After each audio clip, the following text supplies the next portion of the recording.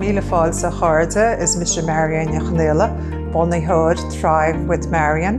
Agus cuireann muid seirifís coachála fáil, Onálu agus Ferbert's Parsonta, agus tá an Ghaeilge lárnach am gnócha le lá. Is brálam sa spása chuir fáil go bhhaine na bhfuil siad ligean na scí agus sin na bhain samach.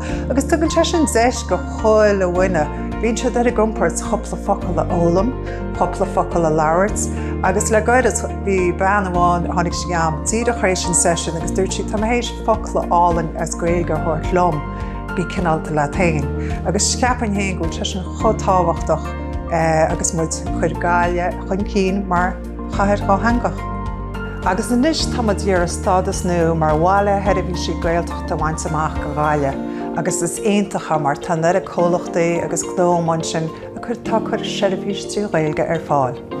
Úsad am Gaeilge go léithúil agus me gobar le daoine go héanarach, mo chud seisiún Onálu, coachála agus ceircail creasaithe agus tá tála am go bhfuil Gaeilge am. Úsad am an Gaeilge ar na meán hóseálta, Thrive with Marian, so Marian an tún sin bheith feice tú go leor físna as Gaeilge.